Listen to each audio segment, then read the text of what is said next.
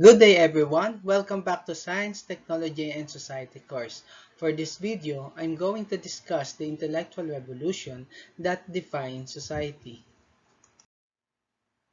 So after this video, the viewers are expected to define intellectual revolution, identify the intellectual revolution that created the paradigm shift, determine the components of personality, explain the stages of psychosexual development, and compare the different civilizations and identify their greatest contribution to the society. So let's begin. The term intellectual revolution is used to create a speculation about nature in the period before Socrates. It is also called the pre-Socratic or non-theological or first philosophy. It is the time period when advancement of science and technology changed people's perception and beliefs. So there are three characteristic features of this form of philosophy. One, the word is natural word. For example, supernatural forces do not make things happen. Second, there is natural order. So for example, there are laws of nature. And then the third is the human can discover new laws. And now let's study the knowledge about Copernican revolution and what are the contributions of this revolution to science and society. So before we proceed to that revolution, let me discuss to you all who was the man behind Copernican revolution. So Nicholas Copernicus was a Renaissance-era mathematician and astronomers who formulated a model of the universe that placed the sun rather than Earth at the center of the universe. So this is a heliocentric model. So the Copernican revolution was the paradigm shift from Ptolemaic model of the heavens, which described the cosmos as having Earth stationary at the center of the universe, to the heliocentric model, which the sun at the center of the solar system. Ptolemaic system, or the geocentric model or geocentric system, or the Earth-centered system, was an accepted idea of the universe for more than 1,400 years. It is a superseded description of the universe with Earth at the center. Under the geocentric model, the sun, stars, and planets on their spheres revolve around the Earth. The geocentric model was the predominant description of the cosmos in many ancient civilizations, such as those of Aristotle in classical Greece and Ptolemy in Roman Egypt. But for the late 16th century onward, it was gradually superseded by the heliocentric model of Copernicus and supported by work of Galileo and Kepler. So this is the heliocentric system. It is a sun-centered model. This describes the sun as the center of the universe and that the Earth and other planets revolve around in its circles. This also just suggests that the distance from the sun determines the arrangement of the planets and the stars. Mercury, Venus, Earth, Jupiter, Saturn, and the stars. So this is the picture showing the difference between geocentric and heliocentric system. So for the geocentric theory, the Earth is the center of the universe, not the solar system. For the heliocentric theory, the sun is the center of the universe. Now let's proceed to Darwinian Revolution. So next is Darwin's theory of evolution. It states that all living organisms are related and descended from a common ancestor. That primates started evolving in Eocene of Tertiary period around 75 to 60 million years ago. Then evolution of man and ape started together from some tree dwellings common ancestor about 25 to 30 million years ago. Evolution of genus Homo started about 5 million years ago. Then evolution undergone natural. So this is the process of natural selection. After a particular time period, the changes or variation acquired by the species result in natural selection. This means that nature selects the beneficial variation and increase the survival rate of offsprings having those characteristics or having those characters. So today we have two processes involved in evolution. The natural selection, which is the natural way of the species to undergo changes, and the artificial selection, which involve human ideas and technology. Next is Freudian Revolution. Freudian Revolution is related to the ideas of methods of Sigmund Freud, especially his ideas about the way in which people's hidden thoughts and feelings influence their behavior, especially with respect to the causes and treatment of neurotic and psychopathic state, the interpretation of dreams, etc. So who is Sigmund Freud? Sigmund Freud is considered to be the father of psychiatry. He qualified as a doctor of medicine in 1881 at the University of Vienna, and then he also appointed as a docent in neuropathology and became an affiliated professor in 1902. Freud lived and worked in Vienna, having set up his clinical practice there in 1886. Freud was one of a kind thinker. So one of the theory of Sigmund Freud is the Freudian theory of personality. So Freud's structure of personality emphasizes the role of unconscious psychological conflicts in shaping behavior and personality. Human behavior is the result of the interaction among three component parts of the mind, which are id, ego, and superego. So what is id first? So id is made up of unconscious psychic energy that work to satisfy basic urge, needs, and desire. So this is the only personality that present at birth. So for example, you saw someone eating ice cream, then you would most like take the ice cream from that person, not considering that it is rude to take something belonging to someone else. So what would just matter is that you wanted the ice cream. So next is superego. It is composed of people's internalized ideals acquired from parents and society.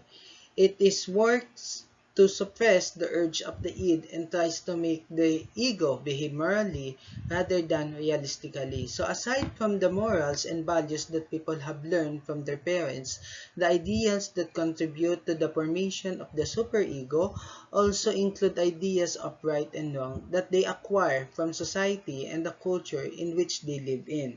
So if the superego will work, one would not take the ice cream because it would know that it would be rude. However, if both id and superego were involved and id is strong enough to override the superego concerns, one would still take the cake but later realize the shame over one's action. So last is the ego. The ego operates based on the reality of principle which work to satisfy the id's desire in a manner that is realistic and socially appropriate. So if you see someone with an ice cream, your ego would mediate the conflict between your id and superego and decide to go and buy for your own ice cream. Your ego will mediate between the id and superego, your urge to satisfy your desire for an ice cream while avoiding the shame on getting somebody's ice cream. So this is the simple illustration of the difference between the three, the id, superego, and the ego. So the id, innate desires, pleasure, seeking aggression. This is a sexual impulse. So the superego is the moral, ethical values, parental.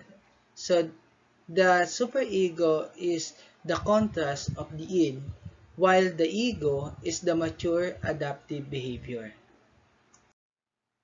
So next is the information age. So information age began as 3000 BC with Sumerian pictographs. So before the rise of computers, information was being spread out using materials. So Johannes Gutenberg, who introduced mobile printing in Europe.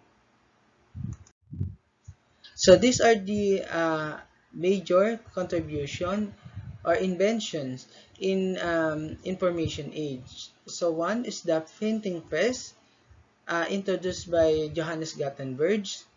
Then next is the work of Augusta and Babbage an analytical engine. Next is the telephone and the machine, the Turing machine and Turing test. So now let's proceed to civilization. So let's start with Mesoamerican civilization. So Mesoamerica was a region and cultural area in the Americas, extending from approximately central Mexico to Belize, Guatemala, El Salvador, Honduras, Nicaragua, and northern Costa Rica. So the first great American civilization developed in Mesoamerica. This is also called Middle America. The people that inhabited this region had migrated from other parts of North America. So the people uh, know how to farm and grow corns, beans, squash, sweet potatoes, peppers, and tomatoes. So the farmers also know how to domesticate animals, specifically the turkey and dog. So the main food sources in Mesoamerica were beans, corn, and squash. So these three are called the Three Sisters. So aside from these crops, or from the Three Sisters, cacao was considered as another culturally important crop because it was used in rituals and served as trade currency. So another agricultural products during Mesoamerican civilization are textiles and rubber balls. So these textiles are evidence of the Mesoamerican people's fascination with adornment and the value they place on appearance. So rubber balls, in the other hand, were used in Ullamalsli. So Ultimately is an performance game like soccer. This was related to the myth of the Mesoamerican due to ritual significance. The succeeding slides are the tribe or empire during Mesoamerican civilization. So the Mayans is the ancient natives of Central America. The Aztec or the Mexica, the pre-Columbian Indians of Mexico. The Incas, the pre-Columbian of Peru, and then some other civilization in Mesoamerican are Olmec, Zapotec, Teotihuacan, and Mixtec. These are the contributions or the greatest contributions of Mesoamerican civilization to science, technology, and society. So they built a large pyramid and palaces. Then they created chinampas. So chinampas is the plots of mud and soils. And Mesoamericans were known to be the first to create the calendar. So they used calendars of all which work extensively in groups of 20. So they have three calendars. So the first is the Hab. Hab had 18 months of 20 days.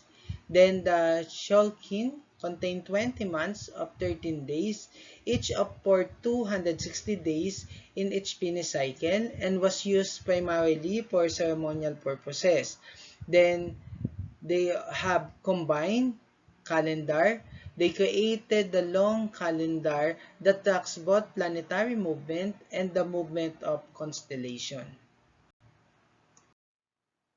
So next is the Asian civilization. Asia bore the two of the world's great early civilization, one from India and one from the China. About 4,000 years ago, civilization arose in Indus Valley, people used weapons and utensils made of bronze and copper during that time. Asian civilization is the birthplace of two religions, so the Hinduism and the Buddhism. So Hinduism was based on the four sacred books called Vedas, which hold the records of Indian history and beliefs were written by the Aryan people who invaded the region.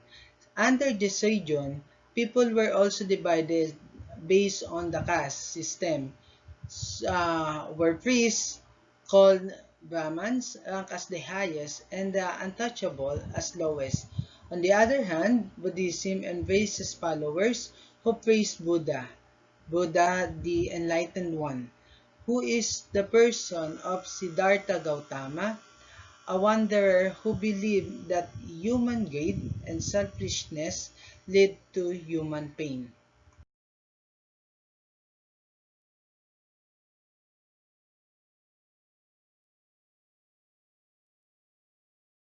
So another Asian civilization developed in Huanghe riverbanks in northern China around 1500 BCE.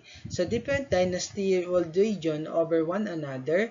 It has its own religion, the Confucianism, which from the teaching of Confucius.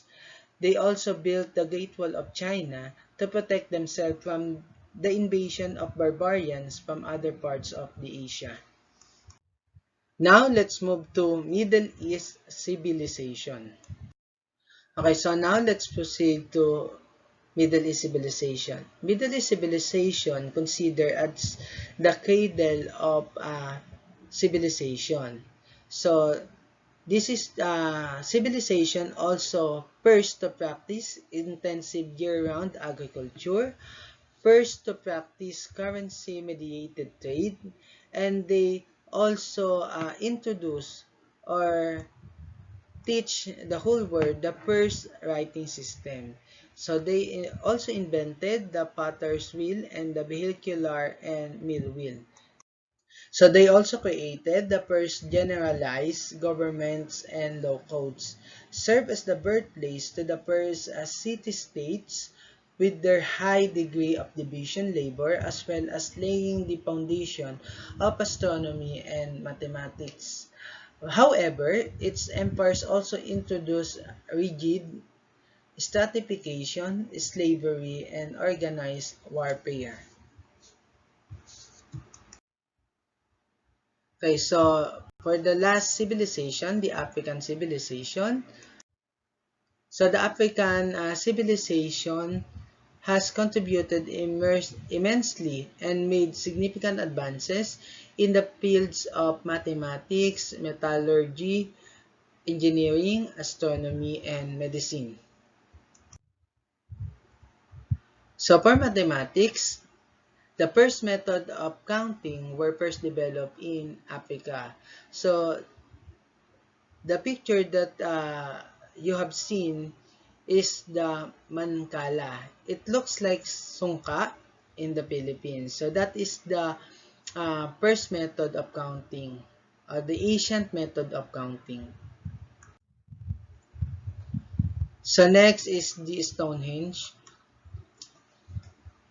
This is the Stonehenge in Kenya, which constructed 300 BC and was remarkably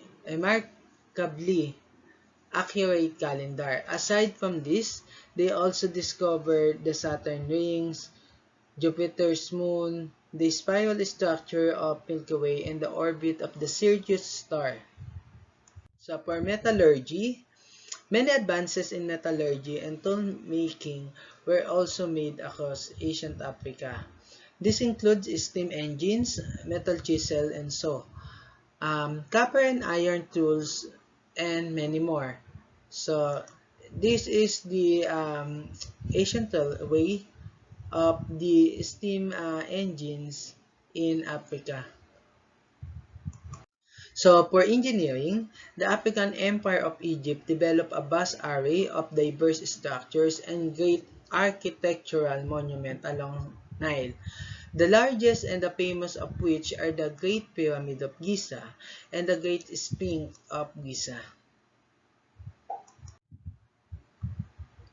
So before the European invasion of Africa, medicine in Nigeria and South Africa was more advanced than medicine in Europe. Some of these practices were the use of plants with salicylic acid for pain, kaolin for diarrhea, and extract that were confirmed in the 20th century that kill gram-positive bacteria. So aside from those medicine, there are several medical procedures performed in ancient Africa before the invasion of Europe. These are the vaccination, autopsy, limb traction, and broken bone settings, bullet removal, brain surgery, skin grafting, anesthesia, denture, or peeling of dental cavities, and tissue cauterization. So this is the end of chapter 3. Thank you for watching. So these are the reference in this presentation. So thank you and keep safe.